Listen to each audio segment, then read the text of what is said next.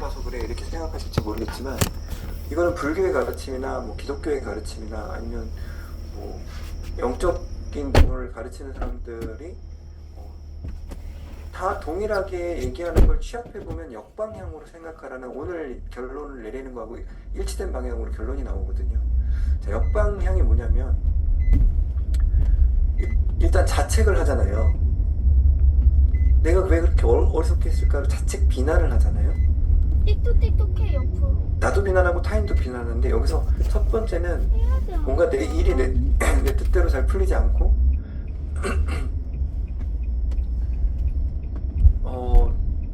그리고 나에 대한 비난이 멈추지 않을 때 여러분들이 할 수 있는 방법은 어딘가에 뭐 메모하셔도 좋고 참회의 기도라고 한번 써보시겠어요? 그러니까 이런 식으로 참회를 하는 거죠. 내가 욕심에 눈이 멀어서 어리석은 선택을 한 것, 내가 욕심에 눈이 멀어 지혜롭지 못한 선택을 한 것에 대해서 참회합니다. 이렇게 할 수 있거든요. 그래서 내가 나를 비난하고 싶을 때는 그걸 참회로 돌릴 수 있어요. 그냥 초월자가 있다고 생각하고 더 큰 존재가 있다고 생각하고, 왜냐면 거기에는 항상 나의 욕심에 눈이 머는 이런 현상들이 포함되어 있거든요. 자책을 한다는 거는 내가 내 욕심에 눈이 멀어 이런 선택을 한 거에 대해 비난을 하고 있다는 거니까. 그러면 어떤 초월자에게 내가 사람은 욕심에 눈이 멀 수 있거든요. 그래서 자책하지 말고 그냥 참회하는 쪽으로 돌리는 거예요. 방향을 바꾸는 거예요. 그다음 두 번째는 왜 나한테 이런 일이 일어났을까 이렇게 생각하면 이 고통은 끝도 없어요. 끝도 없이 원망하고 비난하고 자책하는 그 순환고리에 빠져버리거든요. 그래서 이 부분을 막으려면 왜 나한테 이런 일이 생겼을까의 원망을 막으려면 삶이 나한테 펼쳐지는 그 모든 일들에 대해서 이런 일들을 포함해서 삶이 일어나는 대로 내가 기꺼이 받아들이겠다. 심지어 이렇게 해요. 만약에 이와 유사한 일이 두 번, 세 번 더 일어난다고 해도 나는 기꺼이 다 받아들이겠다. 이유는 모르겠지만 삶이 다 이유가 있어서 내가 이런 어려운 시기에 빠졌다고 생각이 들고, 내가 이유를 다 알 수는 없지만 기꺼이 받아들이겠다. 그래서 항상 제 뜻대로 하지 마시고 그냥 하느님 당신 뜻대로 하소서 이렇게 기도하는 거예요. 그리고 이루어진 이 모든 일들도 인생의 긴 시각에서 호흡에서 보면 다 이유가 있을 거라 생각하고 난 받아들이겠다 이렇게. 그 이유가 뭐 나중에 잘 될 거야 이런 식의 이유라고 꼭 생각할 필요는 없어요. 그냥 단지 내가 알 수 없는 어떤 이유가 있을 것이다 라고 생각을 하는 거죠. 그리고 우리가 그런 거 있잖아요. 에카르트 톨레가 자주 말했던 거, 삶의 그러함을 내버려둬라 이런 표현 있잖아요. 삶이 나한테 펼치는 그 어떤 내용이든 나는 내버려 두겠다. 삶이 지금이라는 순간에 가져오는 그 어떤 내용물이든 마치 내가 영적인 존재일 때 알고서 이미 기획한 것처럼 받아들이겠다 뭐 이런 마인드예요. 그래서 두 번째는 왜 나한테 이런 일이 일어났지를 역방향으로 돌려서 나름의 이유가 있을 거고 난 다 받아들이겠다 이렇게 받아들이겠다라는 관점이 필요해요. 네. 그리고 세 번째 관점은요, 이분을 보면 남편 탓을 하고 있고 본사 탓을 하고 있고 나한테 이걸 알려준 지인 탓을 하고 있죠. 근데 나한테 상처를 준 사람을, 그 사람을 원망하는 걸 계속 하잖아요. 예를 들면 그게 부모일 가능성도 되게 높고 나랑 오랫동안 알고 지냈던 친구일 가능성도 있고, 내가 마음을 내준 사람인데 배신이나 억울함을 당했다라고, 아니면 걔가 나한테 감히 어떻게 이럴 수 있지 뭐 이런 류의 일들은 엄청 많잖아요. 근데 처음에는 너무 화가 나니까 우리가 기도도 그렇게 한단 말이에요. 하나님 저 사람 제가 혼낼 수 없는데 저 사람 좀 하나님께서 대신 혼내주세요 이렇게 기도할 때도 가끔 있잖아요. 어떤 분은 뭐 인형 갖다 놓고 이렇게 막 볼펜으로 찍는다고 얘기하시는데 그 사람 이름 써놓고. 근데 걔를 생각하면서 화를 자꾸 떠올리면 여기서 절대 벗어날 수 없어요. 그때 하는 좋은 방법이 뭐냐면, 이것도 제가 이 모임에서 종종 말씀드리는데, 그 사람 때문에 내가 되게 고통스럽고 아프잖아요. 그러면 이 고통스럽고 아픈 마음에 나는 내가 염려된다라고 자비의 마음을 가져갈 수 있잖아요. 나는 내 자신이 너무 염려된다라고 이 고통에 따뜻한 나의 자비의 마음을 가져갑니다. 이렇게 말할 수 있거든요. 자기자비라고 하는 거죠. 그리고 상대가 너무 밉고, 이거는 범죄에 해당하는 거는 빼고 생각할게요. 범죄는 또 다른 차원의 얘기니까. 범죄를 저지른 사람은 빼고 그냥 내 가족이나 나랑 친했던 사람인데 다툼이 있었고, 그래서 상처가 났는데, 배신이 되든 뭐 상처가 됐는데 관계를 회복하지 않고 있는 이런 경우를 한번 떠올려 보세요. 주변에 뭐 한두 번씩은 다 있을 거예요. 한때 친했으나 소원해지는 어떤 계기가 있었고 여전히 떠올리면서 상처가 있는 사람들. 네. 그러면 이렇게 생각할 수 있어요. 내가 모르는, 그 사람도 내면에 내가 모르는 어떤 고통이 계속 자리 잡고 있을 것이고, 그 고통이 입 밖으로 저렇게 나왔을 거다. 네.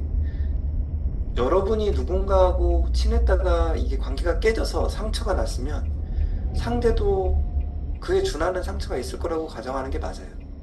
모든 게 다 상호작용이거든요. 그리고 상대가 뭔가 되게 심한 말을 하거나 되게 막 이렇게 거친 언사를 하거나 하여튼 나한테 내가 예상했던 것과 너무 다른 이런 식의 반응을 해서 관계가 깨졌다라고 하면 이렇게 생각해 볼 수 있어요. 여러분들이 그 사람 내면을 안 들어가서 봐서 그렇지, 그 사람 내면에 생각보다 많은 고통이 돌고 있을 가능성이 있어요. 그게 입 밖으로 나오는 거거든요. 그래서 저 사람의 한 행동은 너무 밉지만, 너무 원망스럽고 밉지만, 내가 내 고통에 자비의 마음을 가져가듯이 저 사람의 고통에도, 저 사람이 느끼는 고통에도 내 자비의 마음이 닿기를 바랍니다. 이렇게 기도할 수 있거든요. 그래서 자꾸 원망이 들어서 내 마음속에 잊혀지지 않는 사람에 대해서 화도 나겠지만, 그 사람이 겪을 만한 고통을 떠올려보고 그 사람의 고통도 가벼워지기를 바란다라는 기도를 하시면 타인자비죠. 그 원망에서 노연하기 시작해요.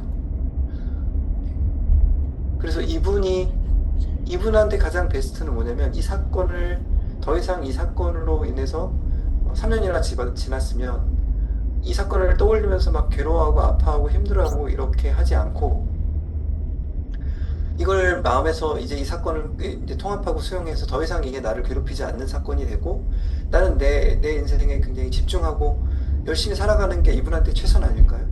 3년이나 지났는데도 남편 원망하고, 그 편의점 점주 원망하고, 소개시켜준 사람 원망하고, 자기 자책하고, 그 돈 아까워, 이렇게 하루에 한 뭐 절반 이상을 이렇게 보낸다라고 하면 너무 인생을 낭비하는 거 아니겠느냐라는 거죠.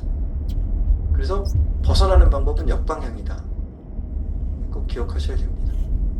참회의 기도하는 거랑 수용의 기도하는 거랑, 이게 기도로 표현하면 되게 간단한데요. 참회의 기도, 나한테 벌어진 일에 대한 수용의 기도, 그 다음에 나한테 고통을 일으킨 사람, 그 사람의 고통까지도 내가 자비의 기도, 이 세 가지인데, 이 세 가지가 고통으로부터 벗어나게 하는 역방향적인 아이디어다. 이렇게 기억해 주시면 좋습니다. 그리고 여기 오신 분들이, 그러니까 뭐 그런가 보다 이렇게, 그리고 과거에 이렇게 해서 풀려나와 본 분들은 고개를 끄덕끄덕 하실 건데요. 이 역방향으로 해야 된다라는 거는 상당한 정도의 마음이 좀 수행이 되지 않으면 받아들이기 어려워요. 아세요? 어떻게 하냐고, 저놈 내가 잡아다 족칠 거라고 막 이렇게 분노의 마음에 동일시돼서 살지, 그걸 역방향으로 해야 거기서 풀려납니다 아무리 얘기를 해줘도, 이거는 어느 정도 영적인 수행, 그러니까 마음이 어느 정도 성장한 분들만 받아들일 수 있는 거다. 자, 그래서 그게 첫 번째 메시지였고요. 혹시나 고통에서 아직 못 벗어난 분들은 참고하시고, 두 번째 메시지는 어제 집단에서 제가 그 사람들의 상처가 느껴지고, 또 제가 처신을 잘했나 자책도 많이 들고, 그리고 그 옆동에 또 그 상처가 잘 안 물었을까 막 걱정됐다고 했죠. 제가 어제 한 행동은 괴로움을 피하지 않으려고 했던 행동이에요. 그래서 여기 와닿아서 오늘 좀 가져와 봤는데, 우리는 흔히 자신의 약점, 분노, 질투, 두려움, 고통을, 그러니까 만약에 제가 어제 집단을 하고 그때 왜 그랬을까, 그때 날카롭게 지적하기보다는 저 사람 고통을 좀 더 안아줬으면 좋았을 텐데 라는 생각에 자꾸 빠져드는데요. 그걸 계속해서 나를 비난하는 걸로 덮고 더 이상 생각하고 싶지 않아 그리고 회피하는 쪽으로 했다면 아마 그 내면에 소화되지 않는 그 감정이 찌꺼기 때문에 무가치함 상태로 들어갔을 거예요. 저는 이 말이 뭔지 너무 알아요. 그래서 어제 그냥 그걸 다 털어버리려고 영화관에 가지 않은 게 다행이다 이렇게 생각이 들어요. 거기를 가서 그 다양한 자극으로 저를 덮었으면 이 제 안에 느껴지는 세세한 감정들에 대해서는 제가 마주할 수 없을 것이었고 무가치함 상태로 들어갔을 거예요.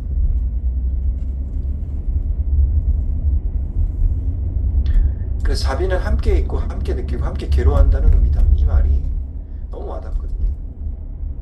집단 상담은 끝났지만 그 사람들과 연결된 마음에서 그러니까 제가 제일 신경 쓰였던 건 제 마음에 이렇게 어떤 고통이 남아있다면 누군가는 고통이 남아있을 텐데 라는 그 감각이 제일 좀 많이 힘들어서 계속해서 그 느낌이 뭔지를 함께 있고 그 느낌이 뭔지를 함께 계속 제 안에 느끼려고 했고 그리고 사실 괴로워했거든요. 계속 괴로워하고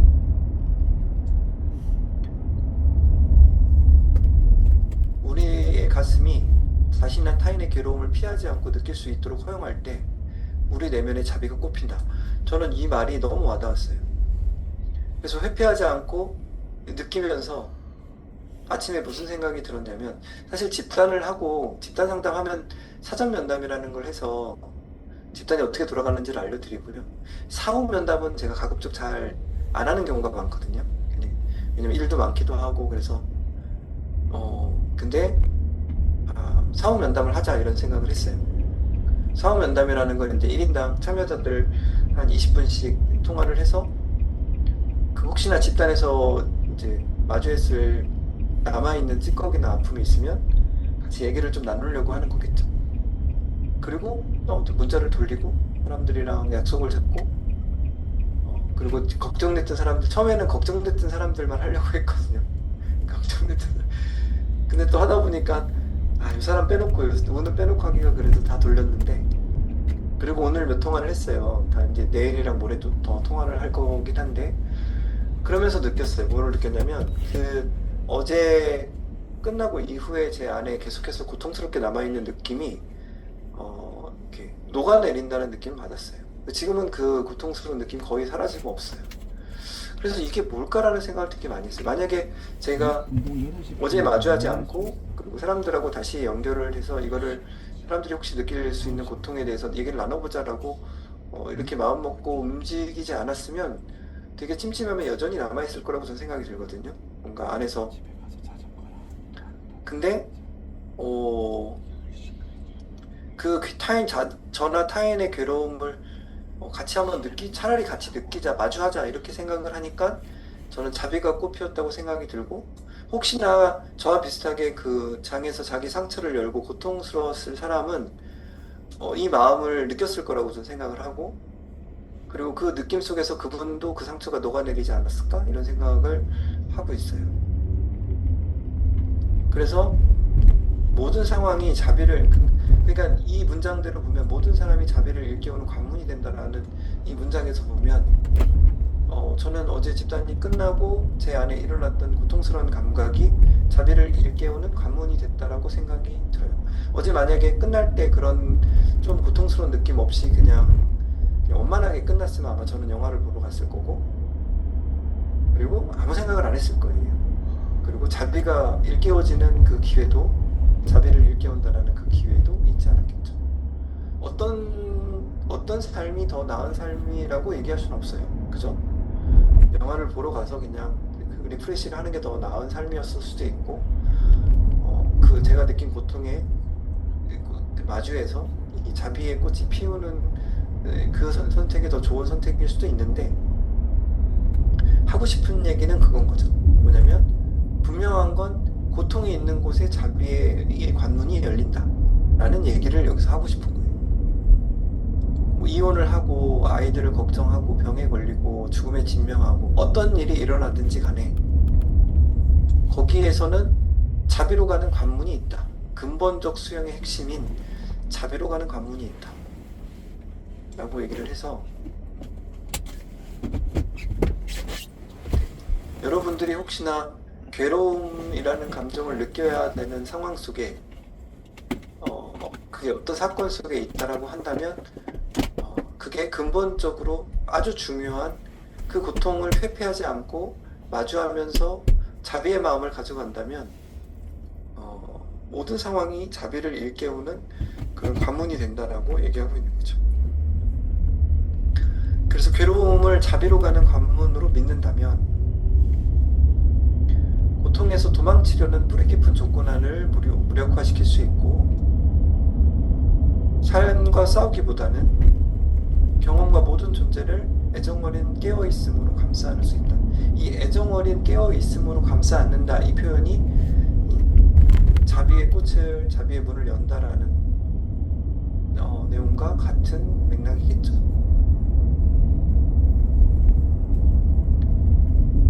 그리고 이런 걸 보면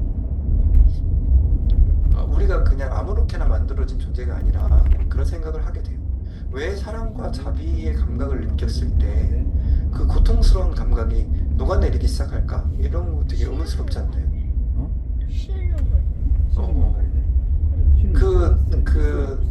왜? 집단이 끝나고 그 고통스러운 뭔가 아까 설명드렸던 그런 누군가가 상처를 받을지 모르고 뭐 이런 저희 자책이 들고 이런 고통스러운 감각 속에서는 아무리 좋은 여행지에 가서 여행을 보고 아무리 맛있는 걸 먹고 아무리 뭐 익스트림 스포츠를 하고 이래도 이게 해소되지 않거든요. 근데 이게 신기하지 않나요? 사랑과 자비라고 특히 자비의 꽃이 피어서 상대와 그 고통 속에서 자비의 문이 열리고 그 상대와 자비가 연결된다는 느낌이 들 때 이 모든 게 녹아내린다라는 이 마음의 구조 자체예요. 이런 걸 보면 사람의 보이지 않는, 그러니까 보이는 세계와 보이지 않는 세계가 존재할 수 있고 그 보이지 않는 세계는 어디론가 이렇게 계속 향해 가고 있다라는 걸 느낄 수 있어요. 그렇게 생각 들지 않나요? 그냥 아무렇게나 만들어진 존재가 아니라는 생각이 드는 거예요. 그리고 겉으로 보이는, 눈으로 보이는 조건이 아무리 좋다고 해도 이 내적인 여정이 이렇게 얼그러지면 형상화된 세계가 아무리 좋아도 돈이 아무리 많고 아무리 좋은 여행지에 있어도 평화와 사랑을 느낄 수가 없거든요. 그래서 형상화된 세계 이면에 본질적 세계가 존재하고 본질적 세계에서 작동하는 뭔가 코드 같은 게 있다. 이렇게 볼 수밖에 없어요. 그냥 저는 관찰자의 입장에서. 우리 옛날에 그래서 여러분께 드리는 얘기는 자비의 친절을 기르기 위해서는 괴로움으로부터 달아나기를 멈추고, 제가 어제 영화를 보러 가지 않은 건 너무 잘했다고 하는 이유가 왜? 그랬으면 괴로움부터 달아나려고 했던 거기 때문에 우리가 돈을 줬어. 괴로움에 의도적으로 주의를 기울여야 한다. 하고 친하니까 공짜로 줬지. 아빠, 그래서 가족 아니야? 그러니까 공짜로 왜 줬다고. 여기 있을래? 같이 가. 괴로움에 대한 이야기. 있으면 안 돼? 있으려고. 그리고 안 이 돼, 페이지 그러니까 끝에 이거 영적 인식과 성장이라는 가만히 부분에 수도 있을 까 따라가. 여기에 이제 그 영성을 개발하는 것의 중요성에 대한 이야기를 하거든요. 나의 내담자들 중에 많은 사람이 영성을 개발시킨 결과로 주요한 전환을 경험했다. 자, 여기서 영성을 어떻게 봐야 될 것이냐를 초월적 존재와의 연결을 발달시킨다 이렇게 표현했거든요. 자, 여러분들은 종교가 있으신 분들은 그 종교 안에서의 신에 대해서 연결감을 갖고 있겠죠. 그렇지 않나요? 그러니까 첫 번째는 예를 들면 천주교다, 기독교다라고 하면 하느님과의 관계를 어떻게 설정하고 어떻게 교제한다 이렇게 표현하기도 하고요. 그죠? 하나님과 내가 마치 친구처럼 교감하는 거예요.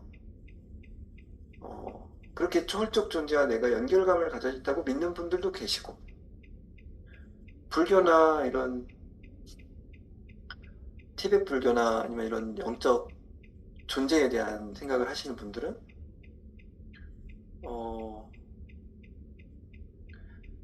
눈을 감고 호흡에 집중하다 보면 형상화된 세계가 뒤로 물러나고 어떤 본질적 세계가 존재한다라는, 본질적 세계, 그러니까 눈에 보이는 세상 밑에 마치 거울처럼 그 밑에 본질적 세계의 한 생명이라고 하는 것이 있고 우리가 거기에 다 연결되어 있다라는 자각으로 초월적 존재와 만날 수도 있죠. 여러분들은 어느 쪽인가요? 하나님과 같은 신이 있다라고 생각해서 신과 인격적으로 교제한다는 만남 쪽이신지, 아니면 보여지는 세상 뒤에 본질적 세계가 있어서 그 본질적 세계는 하나의 생명으로 연결되어 있고 나도 그 중에 일부로 연결되어 있다라고 생각하는 흐름 쪽인지. 저는 개인적으로 두 개를 다 가져가려고 생각하고 있어요. 두 개 다 가져갑니다. 네. 아침에 6시에 일어나서 운동하고 갔다 와서 일단 그 본질적 세계를 느끼는 명상을 먼저 하고, 그 다음에 촛불 켜놓고, 이제 저 종교가 성당은 잘 못 가지만 촛불 켜놓고 성경 갖다 놓고 이제 기도하려고 오늘 그것도 같이 써놨는데, 욕심부리이죠 제가 저를 봐도. 그게 마치 막 그 죽을 위기에 닥쳤을 때 하나님 부처님 다 찾는 것 같은 그런 느낌인데, 어쨌든 초월적 존재와의 연결감을 발달시킨다는 것을 영적 성장이라고 하는데요. 이게 왜 중요한가에 대한, 그래서 궁극적 진리와 절대적 진리, 우리가 궁극적 진리, 절대적 진리 이렇게 표현하는 그 진리와 내가 연결되어 있다는 자각을 영적 성장이라고 하는 건데요.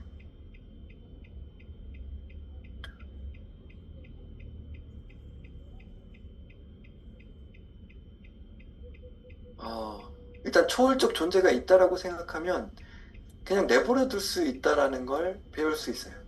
이게 제가 강의 때도 자주 한 말씀드리는 건데, 눈에 보이는 세상이 전부고 초월적 존재가 없고 그냥 눈에 보이는 게 다다 이렇게 생각하면 내가 병들은 것도 너무 억울한 일이고, 내가 뭔가 사업에 실패하거나 내 재산이 없어지는 것도, 아니 이 세상이 끝나면 끝나는 건데, 그럼 나한테 조금의 손해가 와도 저놈이 되게 죽일 놈이 되는 거죠.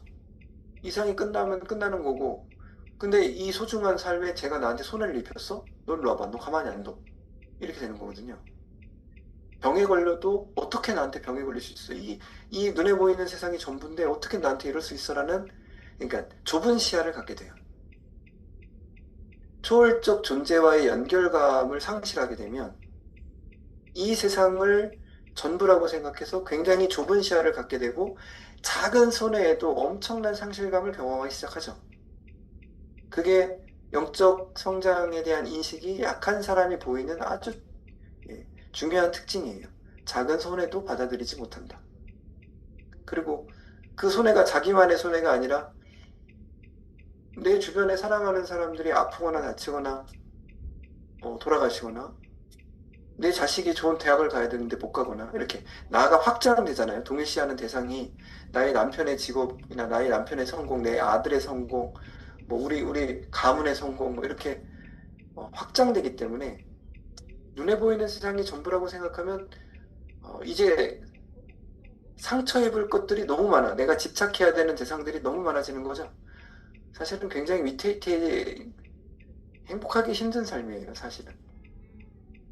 근데 이 초월적 존재와의 연결감에 대한 감각이 있으신 분들은, 그게 하느님과 내가 교제하고 있다는 감각도 좋고, 아니면 궁극의 진리, 절대적 진리라는 세계가 있어서 그 세계와 내가 연결된 지체로서 하나라는 감각이 있으면,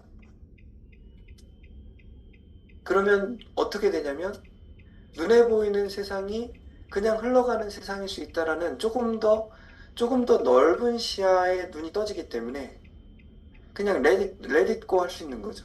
그래, 그냥 일어나는 일들이 일어나게 내버려 둘 수 있어. 이렇게 표현하는 거는, 삶의 그러함을 내버려 둬라, 일어나는 일이 일어나게 내버려 둬라라고 하는 거는 좀 더 초월적인 감각에서 하는 말이에요. 궁극의 세계가 있고 궁극의 진리에서는 일어나는 일들이 별로 그렇게 중요하지 않으니, 그리고 궁극의 진리 속에서는 일어나는 일들이 다 이유가 있을 테니 그냥 일어나게 놔둬라. 그러니까 이걸 가정하고 하는 얘기예요.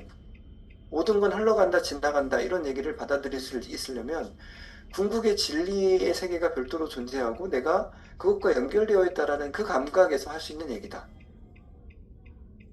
그래서 어떤 걸 믿을지는 개인의 자유인데, 그죠?